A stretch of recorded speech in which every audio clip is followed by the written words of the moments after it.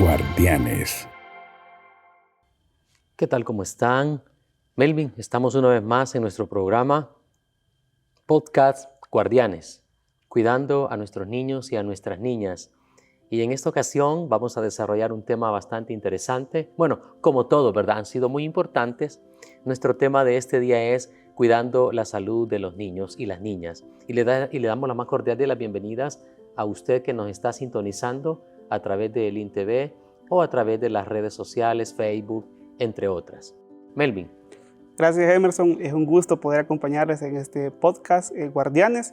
En esta ocasión no estamos solos, tenemos una invitada. Nos acompaña la licenciada Mirna Linares, quien es licenciada en Salud Materno-Infantil. Mirna, en esta ocasión, ahora a usted le toca ser la entrevistada. Qué gusto que nos acompañe en este programa. Bueno, gracias. Sí, un gusto, ¿verdad? Hoy estoy al otro lado de la cancha, digamos, ¿verdad? Así que gracias y esperamos que este tema sea de mucho interés para quienes nos sintonizan. Sí, es de aclarar realmente que Mirna nos ha acompañado siempre como conductora, ¿verdad? Entrevistando a otras personas, pero ahora de conductora pasó a ser nuestra entrevistada. Pero bienvenida, Mirna, es un gusto, de verdad es un privilegio que nos acompañe en el desarrollo de este tema, creo yo, sumamente importante, como lo han sido todos estos que hemos desarrollado durante estos programas atrás. Bien, queremos iniciar. Fíjense que por acá, Melvin, tengo unos datos interesantes, datos estadísticos, ¿no? Que creo yo que es importante compartir también, Mirna, y quisiera que todos le prestemos atención a este detalle. Fíjense que en el análisis situacional de la Política Nacional de Apoyo, que está dirigida al desarrollo infantil temprano Crecer Juntos, muestra que en el año 2019 la tasa de mortalidad en nuestros niños y niñas menores de 1 año fue de 8.7 por cada 1,000 nacidos vivos. Y la tasa de mortalidad en quienes tenían menos de 5 años se ubicó en el 10.2 por cada 1,000 nacidos vivos. Este dato también es importante. El 7.83% de niñas y niños nació prematuramente y el 11.7% tuvo bajo peso al nacer y aproximadamente 1 de cada 5 embarazos, Melvin, correspondió a niñas y mujeres jóvenes entre las edades de 10 y 19 años. La Organización Mundial para la Salud, que se abrevia la OMS, sostiene que los partos están en edades, además de impactar en el ejercicio de derechos, derivan en partos prematuros, niñas y niños con bajo peso y complicaciones obstétricas al momento de dar a luz, dice ese informe. Ahora, dentro de esta misma política se establece 7 causas directas que limitan las oportunidades para el desarrollo integral de los niños y las niñas menores de 7 años. Y esto es interesante, Melvin. Quiero mencionar estos 7 aspectos porque no podemos dejarlos pasar. El número 1, factores que afectan el neurodesarrollo y producen deficiencias funcionales. Número 2, la escasa estimulación y limitadas oportunidades para el aprendizaje temprano en las niñas y en los niños. Otro elemento importante es el ambiente y los entornos que limitan el desarrollo. Número 4, la vulneración de derechos que existe, Melvin, en todas las niñas y los niños en nuestro país. 5, el desconocimiento y las prácticas inadecuadas que muchas veces las familias tenemos y eso hace que limite el desarrollo integral en los niños y en las niñas. Y número 6, hogares con niños y niñas de 0 a 7 años en condición de pobreza. Este elemento que voy a mencionar es importante. En la primera causa directa relacionada, los factores que afectan el neurodesarrollo y producen deficiencias funcionales, se tienen las siguientes causas directas.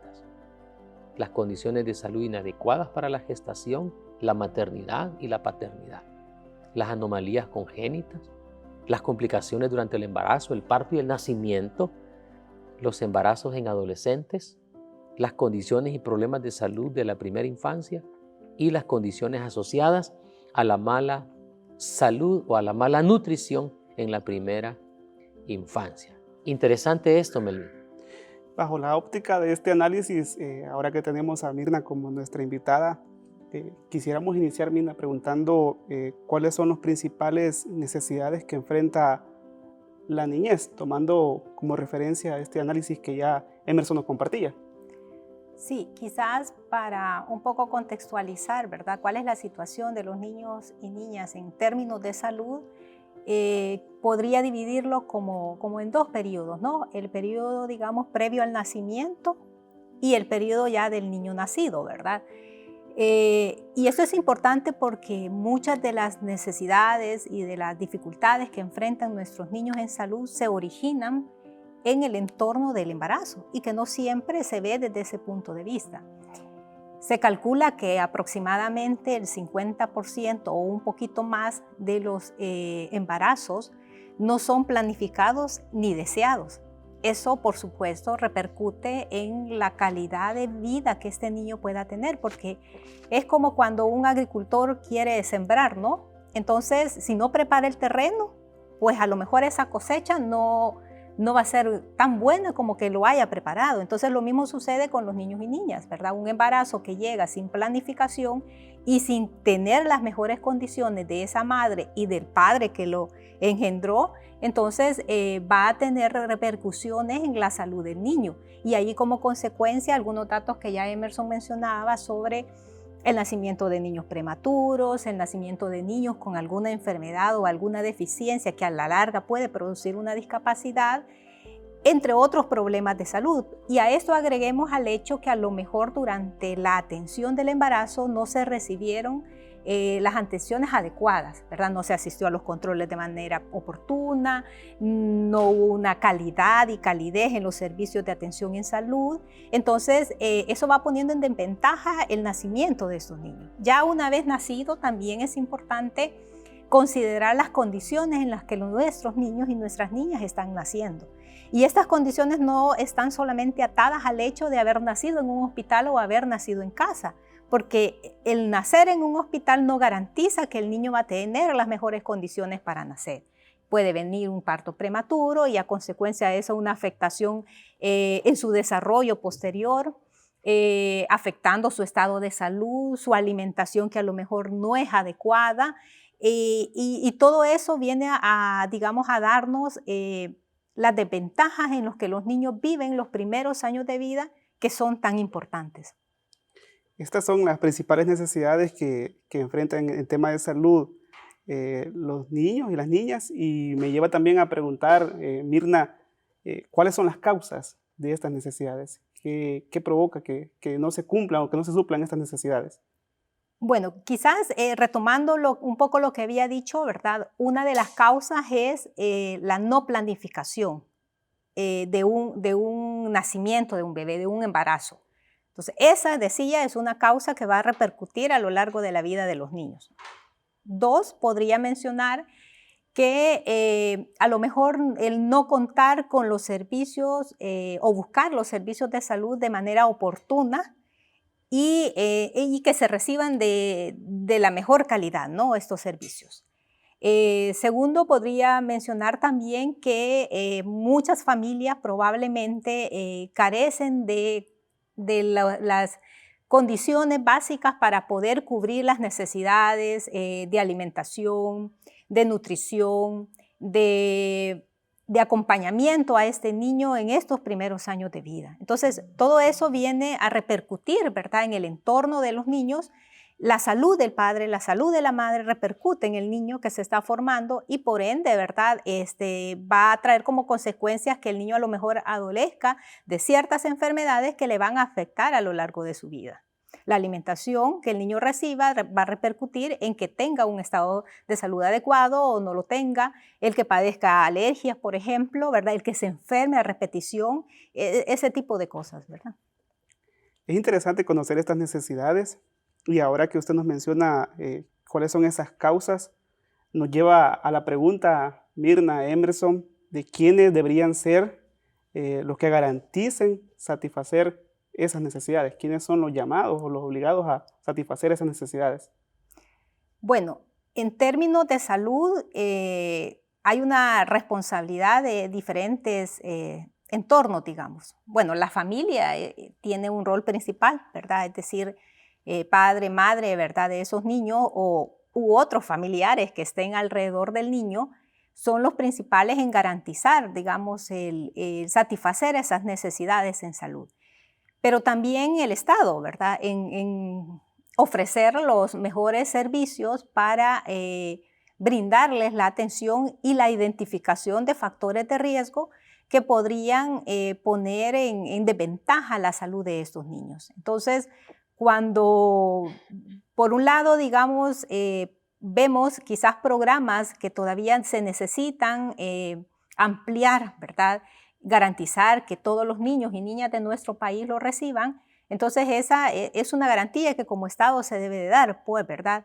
El garantizar que tanto los niños, por poner un ejemplo, que viven en San Salvador, tengan las mismas oportunidades, pero también tengan las mismas oportunidades los que viven en Morazán, los que viven en Aguachapán, ¿verdad? Que puedan recibir esos servicios en salud que les garanticen, pues, el poder identificar alguna enfermedad con mucha anticipación, ¿verdad? Y buscar así, pues, esas alternativas de solución.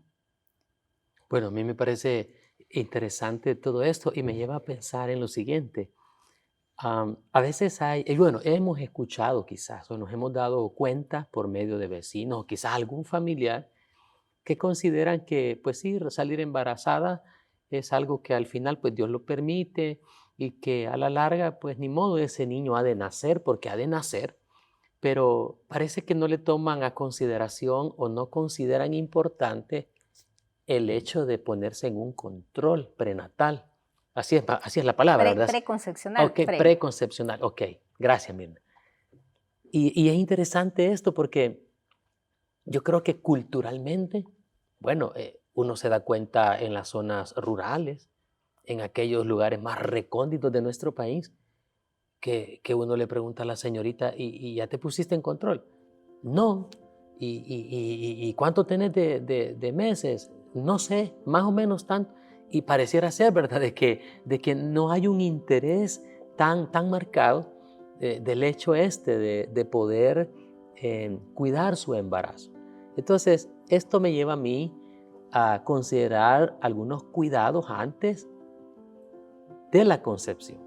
Y en ese sentido, Mirna, ¿por qué se considera importante el que una señorita, en este caso digamos que es una adolescente que ha resultado embarazada, ¿por qué tiene que planificar ese embarazo? Es decir, ¿por qué se considera importante la planificación del embarazo? Bueno, quizás mencionarles que esto de la planificación del embarazo no es algo nuevo. Quizás en nuestro país relativamente es nuevo, pero ni tanto, porque ya estamos hablando que desde el 2011, ¿verdad?, los servicios de salud pública del Ministerio de Salud ofrecen el servicio de atención preconcepcional. Previo a esto no se ofertaba, aunque a nivel mundial ya existía una conciencia de lo importante de planificar el embarazo. Entonces, esta planificación incluye que se debe planificar al menos con 3 meses de anticipación. Es decir, no es hasta que yo esté embarazada que voy a buscar la atención médica, debe de ser antes. De hecho, nuestras normas dicen que debemos de hacerlo 6 meses antes.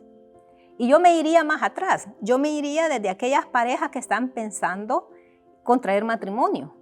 Desde allí, si está por supuesto dentro de su proyecto de vida de pareja el poder procrear hijos, deberían de buscar asesoría preconcepcional para identificar algunos factores de riesgo. Yo decía hace un momento que este es como preparar el terreno. Entonces, todo es así, bueno, cuando nos compramos una casa, bueno, hasta para la fiesta de la boda, vea, una gran planificación. No podemos hacer una boda así relámpago, ¿verdad? Porque hay que pensar invitaciones, hay que pensar en el pastel, en el local. Hay que hacer un plan. Hay que hacer todo un plan. Entonces, si hacemos todo ese plan para este momento, que es importante para nosotros, ¿por qué no hacerlo para un niño, para el nacimiento de un niño y una niña? Que es todavía mucho más importante porque estoy marcando el inicio de un nuevo ser, de un ser que va a ser el reflejo de lo que yo hice como pareja en la planificación previa. Entonces, es importante porque a través de esto, ¿verdad?, de esta planificación, yo estoy garantizando disminuir aquellos factores que pueden poner en riesgo a ese niño. O sea, me preparo como como mujer, como hombre, vea, como pareja, para tener las mejores condiciones de salud, para procrear a los hijos en el momento oportuno, no solo porque ya tengo un trabajo o ya tengo una casa, ya puedo tener hijos, no, hay que ver las condiciones de salud de esta pareja para poder de alguna manera, digamos, como digo, minimizar los factores de riesgo que pueden afectar a este niño. Mirna, ese detalle me llama la atención y es el hecho de pensar, no sé si Melvin va a coincidir conmigo, en el hecho de solo la mujer tiene que considerar cómo está de salud antes de estar embarazada o también el hombre. También el hombre. Recordémonos que un bebé se forma con el 50% de cada uno de ellos. Okay. Entonces, culturalmente, la crianza de los hijos y hasta la reproducción de los hijos se ha asignado a las mujeres, porque es ella quien carga con este bebé por esos 9 meses, ¿no? Entonces ella se debe de cuidar, pero no es así. La carga genética que el hombre deposita a través del espermatozoide en este óvulo también influye en lo que va a ser ese niño. Okay. Y aquí quiero retomar un elemento clave, y es que uno de los factores a considerar, ¿verdad?, para determinar si debería de haber un embarazo o no, es la edad. Y fíjense que eso es bien interesante, porque sí sabemos que no es correcto o no es lo más adecuado tener hijos en la adolescencia. Es decir, se espera que los hijos nazcan después de los 18 o 19 años, y ya, pero no te pareciera que no hay un límite de edad, pero sí hay un límite. La edad ideal para una mujer para tener hijos es entre 20 y 35 años. Okay. No hasta que se cese la menstruación, que es como se considera. Eso hablando de las mujeres, pero también pensemos en el hombre.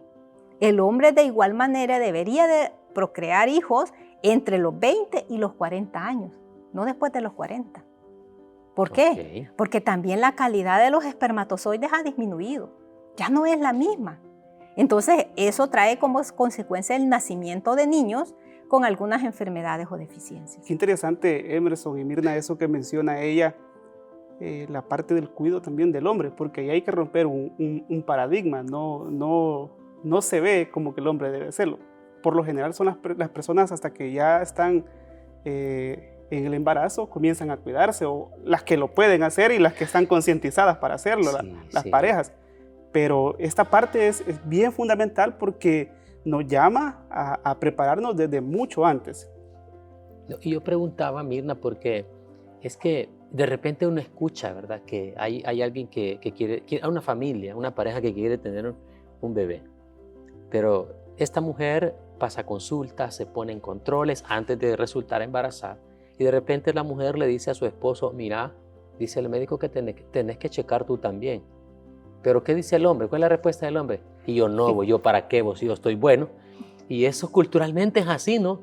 Claro, vivimos en un país machista, pero yo creo que en todos los elementos, hablando de salud, el hombre siempre pone el pero. Y yo, ¿por qué va? Yo, ¿para qué va? Si yo estoy bueno, estoy bien de salud, ¿verdad? Pero lo que ya dice Mirna creo que nos aclara realmente que todos los hombres que en algún momento estamos considerando querer ser papá, vayamos y nos pongamos en control también, que nos chequemos, ¿verdad? Eso sería como lo ideal, ¿no? Claro. Que vayan en pareja, claro, ¿verdad? Entonces, no el hombre por su lado ni la mujer por su lado, sino que en pareja, ¿verdad? Porque hay que ver esos factores de riesgo de ambos. Ok. Mira, entonces, me pregunto, ¿dónde puede buscar ayuda una pareja que está planeando un embarazo? Bueno, toda la red del sistema público, tanto del Ministerio de Salud como el Seguro Social, ¿verdad? Que es la que abarca la gran mayoría o a los lugares donde acudimos la gran mayoría de la población. Pública, digamos, sí, ok. sí, ofrece este servicio, como les digo, desde el 2011, ¿verdad? No es nuevo. Entonces, solo hay que ir. Quizás no vamos a ver el rótulo que diga consultorio de atención preconcepcional, pero podemos solicitar ese servicio. Probablemente les evalúe inicialmente un médico general y posteriormente pues se les remita a un ginecólogo, dependiendo la situación, o de repente a un profesional en salud materno-infantil también. Ok. Melvin. Y ya dado, Mirna, que las personas se cuidan, estos cuidados preconcepcionales, como usted le llamaba, de la importancia de la salud, ¿qué sucede ya cuando este niño o niña nace? Esos cuidados que se deben dar en los primeros años, a nivel físico, en su desarrollo, Se habla que los primeros años son importantes, la primera infancia. Entonces, ¿por qué se considera que estos primeros años de vida, Mirna, son importantes? Bueno, como usted ya lo mencionó, Melvin, los primeros años de vida son claves en la vida de todo ser humano. Se habla de una regla de oro. El primer minuto del nacimiento es mucho más importante que la primera hora de nacimiento. La primera hora de nacimiento es mucho más importante que el primer día de nacimiento. Y el primer día de nacimiento mucho más importante que el primer mes de nacimiento. Y del primer mes de nacimiento todavía más importante el primer año de vida, del primer año de vida. Y de toda la vida, el primer año es sumamente clave. El término de primera infancia es un término que se ha estado dando mayor realce en los últimos años y que abarca, ¿verdad?, según concepto de nuestro país, hasta antes de cumplir los 7 años de vida, desde el embarazo hasta cumplir los primeros 7 años de vida. Y en ese sentido, estos primeros años son de suma importancia porque el ser humano experimenta diferentes cambios. Bueno, en la etapa prenatal, por supuesto, se está formando, ¿no?, todos los órganos y sistemas que van a conformar a este ser humano. Una afectación que hay en esta primera etapa va a marcar, pues, ¿verdad?, lo que va a suceder con este niño ya nacido. Cuando nace, el niño experimenta diferentes cambios y la madre también, ¿verdad?, que es quien está pasando por ese proceso de nacimiento de ese niño. Entonces, sin embargo, ¿verdad?, hay sistemas que se están formando y conexiones sinápticas que se están dando a nivel del cerebro, ¿verdad?, de las células cerebrales que están marcando, digamos, a este niño.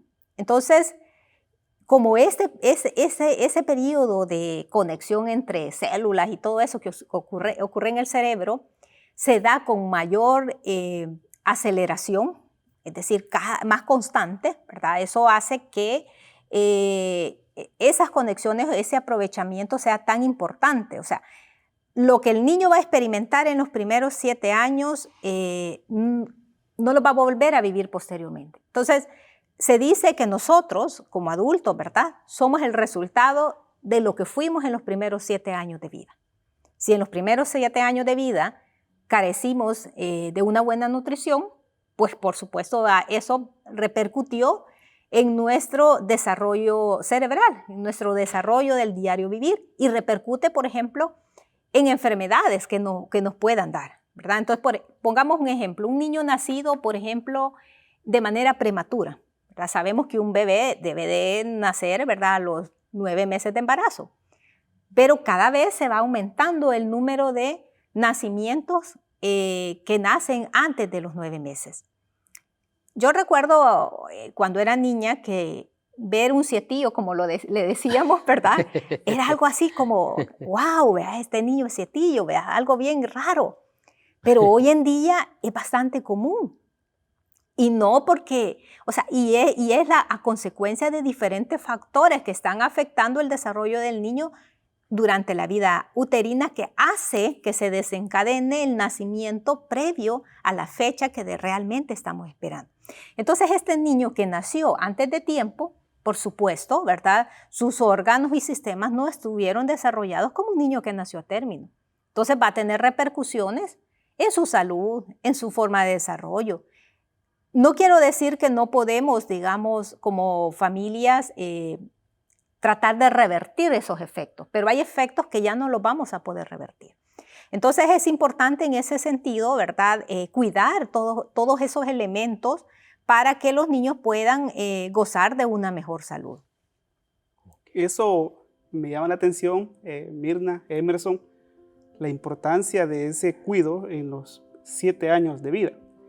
Probablemente alguien que nos esté observando se preguntará, entonces, Mirna, ¿cuáles son esas necesidades en la salud de un niño o niña en esos primeros 7 años? Ya mirábamos la importancia, pero ahora hablando de necesidades, ¿cuáles son? Porque puede que haya padres, madres de familia, cuidadores interesados en decir, bueno, esto me preocupa, me interesa, ¿cómo yo puedo suplir esas necesidades?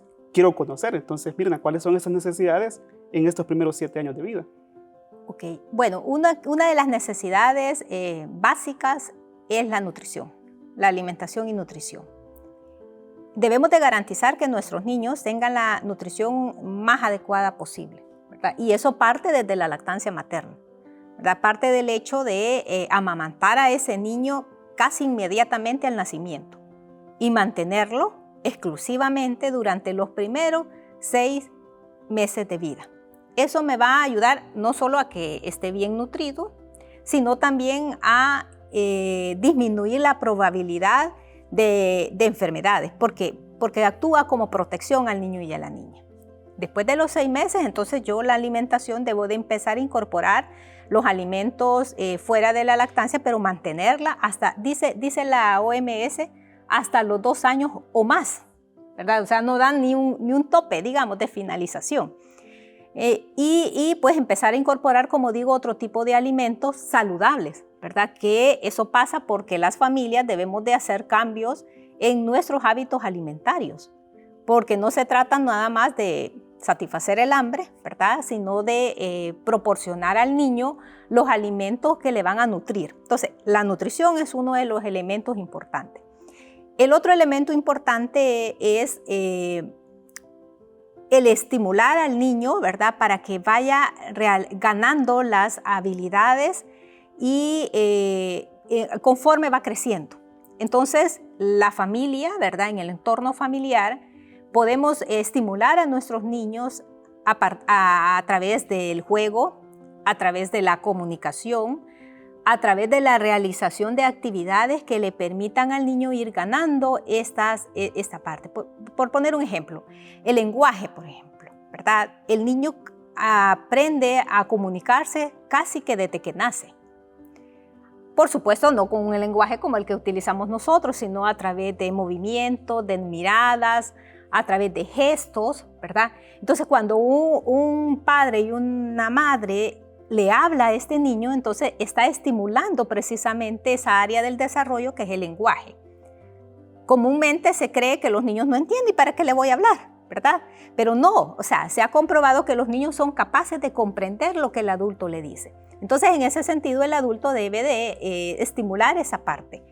Y así otras, ¿verdad? De acuerdo a la edad del niño. Entonces, en ese aspecto, ¿verdad? ¿Cómo saber? Vea, ¿qué debo de hacer? Bueno, es importante la atención en salud, ¿verdad? Porque por lo general es el sistema de salud o el profesional en salud quien a través de los controles infantiles identifica sí algún factor de riesgo en el niño, pero debe de orientar a la familia, ¿verdad? Sobre qué actividades debe realizar para que el niño vaya ganando esas habilidades.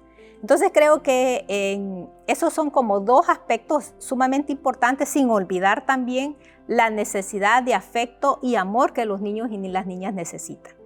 Estos primeros años van a marcar de cómo vamos a hacer. Cuando vemos un adulto que le cuesta, digamos, establecer lazos de comunicación con otras personas, pues es el resultado de esa falta de vínculo y afecto que no se generó en los primeros años de vida. Entonces, también necesitamos como familia, ¿verdad?, demostrarle amor, cariño, nuestro tiempo a estos niños para que puedan crecer no solamente físicamente sanos, ¿verdad?, sino también emocional y psicológicamente. Esto, Mirna, yo cuando usted hablaba de esas necesidades y específicamente Emerson también, cuando hablaba de la parte de nutrición, me hacía una pregunta y obviamente todos sabemos que estamos en un contexto de pandemia. ¿Qué pasa con aquellos niños y niñas que lo ideal sería esto, suplir estas necesidades? Pero por ejemplo un niño o una niña que la alimentación, digamos, aceptable la tenía en la escuela y pasó más de un año sin ir a la escuela, que hay factores como desnutrición. La pandemia también vino a generar otros retos en estas necesidades. Entonces, sobre este punto y hablando del marco del desarrollo del niño, porque ya miramos estos 7 años, ¿qué necesidades se generan, Mirna? ¿Qué necesidades hay con respecto a esto? Yo creo que en ese aspecto es importante, porque uno de repente da por sentado, ¿verdad?, que todas las familias sabemos cómo nutrirnos adecuadamente, pero no es cierto, ¿verdad? Y no es cierto tampoco que hay una mala nutrición por falta de recursos económicos. Lo que pasa es que tenemos malos hábitos alimentarios. Entonces, muchas veces los pocos recursos que una familia tiene lo invierte mal, ¿verdad? Y ahí tenemos, por ejemplo, familias que todos los almuerzos no falla una gaseosa, vea. Una bebida. Ajá, una bebida azucarada que en vez de ayudar, ¿verdad? O en vez de nutrir al niño, imagínese toda esa carga de azúcar que genera en el niño y en la familia, por supuesto, ¿verdad? Entonces, creo que es importante, ¿verdad? Como adultos, comenzar a examinar nuestra nutrición, ¿verdad? Y ver cómo está, entonces cómo la transmitimos, porque los hijos comen lo que nosotros les damos. Esa es la gran diferencia, ¿verdad? Y es la realidad, ¿no? Y es la realidad, que ellos comen lo que les damos. Entonces, si yo como mamá no me alimento bien, entonces yo le transmito ese hábito alimentario a mis hijos. Entonces, no necesitamos, lo que pasa es que en veces se piensa, es que para ponerme a dieta se gasta. Y es que sucede en veces que cuando uno va donde un nutricionista y le da el listado, ¿verdad? De cosas que debe comer, todo bien caro, ¿verdad? Entonces comienza una semana y ya después ya no, ¿verdad? Pero sí es importante, digamos, que dentro de los alimentos disponibles, dentro de la familia, busquemos aquellos alimentos que van a nutrir al niño. Ya decíamos, las bebidas azucaradas no le van a nutrir en ningún momento, ¿verdad? Ni tenemos que darlas como premios, ¿verdad? Porque de repente, si te portas bien, te voy a comprar una gaseosa, ¿verdad? Un juguito de caja. Un juguito. No, o sea, no podemos transmitirle al niño que ese es un premio. Entonces, pero lo hemos hecho como padres. Entonces, creo que en ese sentido debemos de aprender a priorizar, ¿verdad? Priorizar las necesidades de la familia. La alimentación es básico. Nos puede faltar ropa, nos puede faltar cualquier otra cosa, pero la alimentación no. Entonces, esos pocos recursos que quizás tengamos en la familia, aprendamos a administrarlos, ¿verdad? Y a comprar lo que sea mucho más saludable para las necesidades nutricionales del núcleo familiar. Estaba pensando, Mirna y Melvin, yo recuerdo que mi querida madre compartía y hacía aquellos alimentos que hoy para la juventud, ¿y eso qué es? ¿Qué es eso? Dicen, cuando miran, por ejemplo, una sopa de arroz aguado con chipilín. Pero ¿qué tan nutritivo es eso, no? A querer comerse una sopa instantánea, que es lo más común hoy en día y es lo más fácil y práctico que las familias vemos. Nos ahorramos gas, nos evitamos la fatiga de encender la cocina y cocinar, valga la redundancia, pero yo creo que es parte de la realidad en la que vivimos, ¿verdad? Y eso realmente debería de generar conciencia, porque pensar en que es más saludable darle al niño una sopa de espinaca, ¿verdad? Que darle algo que va a deteriorar su salud o le va a hacer mucho daño, creo que también cabe en los niveles de conciencia, ¿no? que deberíamos de, ¿verdad? Y como por ejemplo Mirna decía, mejorar esas prácticas alimenticias, ¿verdad? Porque a veces no es tanto, como dice Mirna, que no tengamos para comer, sino es el hecho de que no quiero hacer algo que pues sí, me va a quitar tiempo, más práctico comprar comida chatarra, ¿no? Por ejemplo, y se la damos a los niños y se la estamos transmitiendo de generación a generación, al punto que hasta de 1 año ya los niños están comiendo comida chatarra, ¿no? Porque así les estamos enseñando. Sí, y es que en ese sentido creo que las realidades han cambiado, ¿verdad? Yo sé que quizás no es lo mismo para los padres de hoy en día que para quienes fueron nuestros padres. Al menos era más común ver, por ejemplo, que alguien de la familia, y por lo general la madre, ¿verdad?, quedaba en casa. Entonces se dedicaba, ¿verdad?, precisamente una de sus funciones era la preparación de alimentos. Claro. Hoy en día, mucho más familias, tanto padre como madre, salen a trabajar. Y eso hace que, digamos, tengamos menos tiempo, ¿verdad?, para dedicarle a estos aspectos. Pero vuelvo nuevamente, allí es donde tenemos que nosotros como familia examinar, ¿verdad?, las prioridades. Claro. La alimentación es básica. Entonces yo debo de apartar el tiempo para preparar estos alimentos, para garantizar que mis hijos y mis hijas coman, ¿verdad?, lo más saludablemente posible que se pueda. Pero también pasa por el involucramiento de todos los miembros de la familia. no sigamos viendo a la mujer como la única que puede preparar alimentos. Podemos involucrarnos todo el resto de la familia. Claro. Y con eso, digamos, compensar un poco esa carga que la mujer ha asumido, digamos, en la parte laboral, pero que sigue asumiendo también en su rol dentro del hogar. Ok. Me lleva a pensar entonces que como familia jugamos un rol determinante. Y pregunto, si eso es así, ¿hay elementos para propiciar, hay elementos para garantizar de que un niño o una niña tenga una adecuada alimentación, ¿verdad? Pero, ¿qué rol entonces juega la familia para propiciar el nacimiento, en este caso, de un niño saludable? ¿Cuál es el rol que debe de jugar la familia? Bueno, el rol de la familia debe de ser crear las mejores condiciones, ¿verdad? Y cuando hablo de crear las mejores condiciones, ya hacía mención al término de la edad, ¿vea? De la edad para tener hijos. Pero no solo es eso, ¿verdad? Tiene que ver con la nutrición del padre, la nutrición de la madre, tiene que ver con el contexto en el que vive esa pareja que va a tener un hijo, ¿verdad? Es decir, que no vive en un contexto de violencia, que no hayan algunos hábitos que puedan perjudicar, ¿verdad?, a los niños y niñas que van a nacer, como por ejemplo el consumo de bebidas alcohólicas, el fumar, el consumo de otras sustancias que son permitidas socialmente, pero que pueden afectar, ¿verdad? Son dañinas a nuestra salud. Y que son dañinas a nuestra salud. Ya hablamos de las bebidas azucaradas.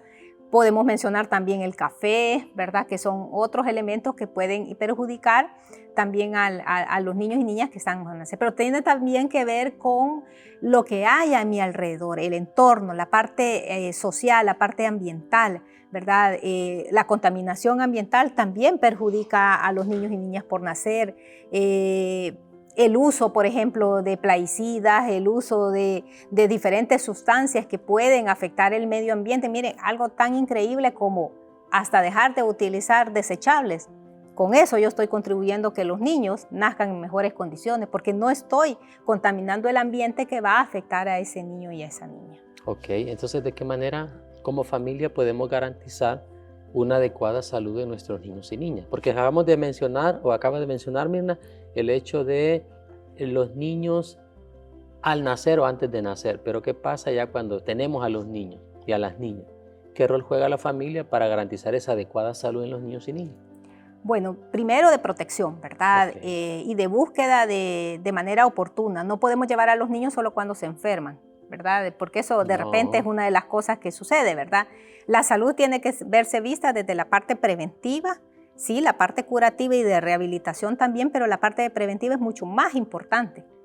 Me llama la atención, Mirna, eso, porque Melvin, no sé si ha escuchado, y creo que quizás los televidentes, bueno, los que somos padres, los que son mamás, han experimentado. Por eso es que en los centros de salud existen los controles de niños sanos, ¿verdad? Porque lo que se pretende es prevenir ciertas situaciones que vayan a complejizar la funcionalidad de la salud de un niño y niña. Y menciono esto porque a veces los padres dicen, ¿y para qué lo voy a llevar si el niño no tiene nada? Si está sano, mire, chapudo está, hasta gordo está. Pero no hay un control de niños sanos, no hay un control de vacunas, etcétera, ¿no? Entonces, creo que es importante también mencionar y rescatar ese elemento importante, ¿no? A los padres de familia que deben de llevar a sus hijos, a sus hijas, a los controles de salud de niños sanos, ¿verdad? Sí, y quizás allí en eso de los controles es bastante común que el primer año de vida los niños sean llevados a sus controles. Eso es como la generalidad. Porque estos controles van atados precisamente al hecho de la vacuna. Y creo que de alguna manera hemos avanzado en la conciencia de los beneficios de la vacunación. Entonces los padres llevan a sus hijos y se les pone la vacuna. Pero como después del año, de cumplido el año, ¿verdad? Las vacunas ya no son así cada 2 meses según el esquema, sino que solo toca una al año y medio y luego hasta los 4 años. Entonces ya no lo llevamos. Se nos olvidaron los refuerzos. Sí, y se nos olvidaron los controles. Claro. Entonces, que no necesariamente tiene que ver con vacuna. Allí, pues, el profesional de la salud va a evaluar cómo va su crecimiento, cómo va su desarrollo, ¿verdad? Si hay alguna enfermedad, digamos, que no fue visible al nacimiento o que se desarrolló a lo largo de la vida del niño. Ok. Y Emerson, perdón, me llamó la atención algo que Mirna mencionó, que muchas veces esta parte de la salud de los niños se ve como una obligación. como un peso, pero ella utilizaba una palabra de protección.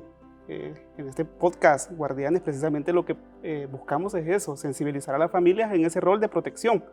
Y me gusta como Mirna lo plantea, porque a veces se tiene esa concepción, hay que llevar, es una obligación, se vuelve una carga, pero más allá de eso se vuelve también parte de un rol de protección.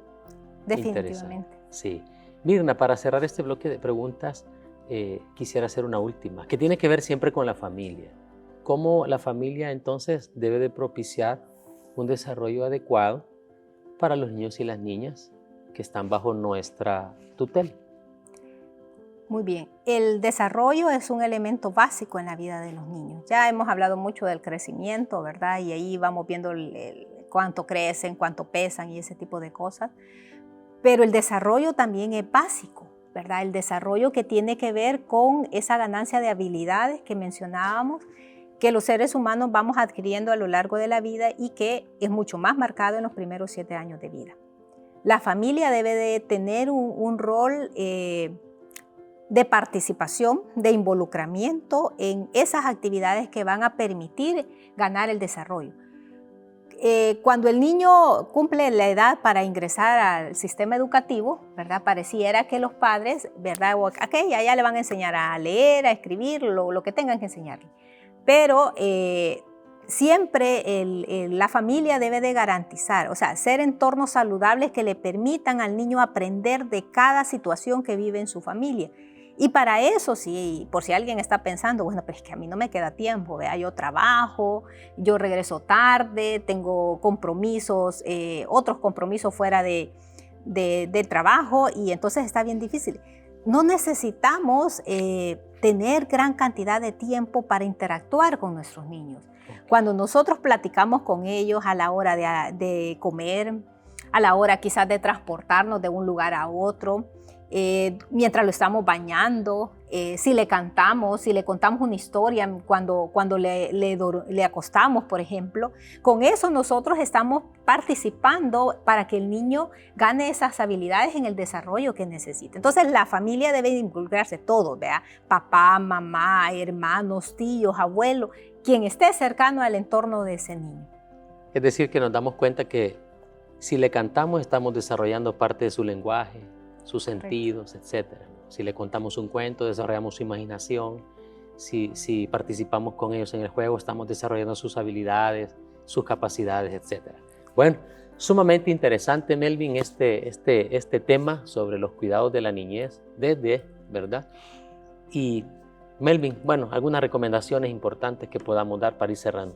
Gracias, Mirna, por la oportunidad que nos ha dado de acompañarnos. Sé que es una temática bastante amplia, pero sumamente importante. Y algunas recomendaciones serían, por ejemplo, que a fin de garantizar el nacimiento de niños y niñas saludables, es indispensable que en los primeros meses de los embarazos sean deseados y planificados, como ya lo mencionaba Mirna, que se den todos los cuidados preventivos, los cuidados preconcepcionales, y también como familia se debe buscar una atención en salud de manera oportuna y preventiva. En las diferentes etapas de los niños y en su desarrollo. Y también me quedo con lo que decía Mirna de último, es importante que toda la familia se involucre.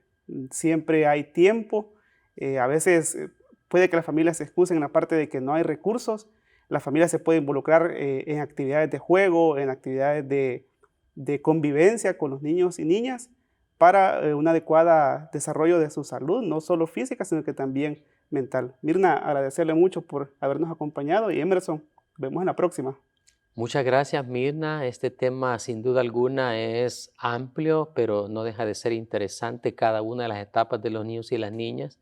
Y creo que los padres de familia que nos han sintonizado, han escuchado, creo que es importante que comprendan que participar en el desarrollo de sus hijos y de sus hijas va a marcar una historia de vida. Va a marcar un buen desarrollo integral en sus hijos y en sus hijas, que es lo que se pretende a través de estas enseñanzas, de estos conocimientos que los profesionales comparten con cada uno de nosotros. Así es que no nos resta más. Mirna, una vez más, gracias. Melvin, gracias por acompañarnos en esta oportunidad como conductor y agradecemos a todos los que nos han sintonizado y les esperamos en la próxima con un tema de importancia de la misma manera. Hasta luego.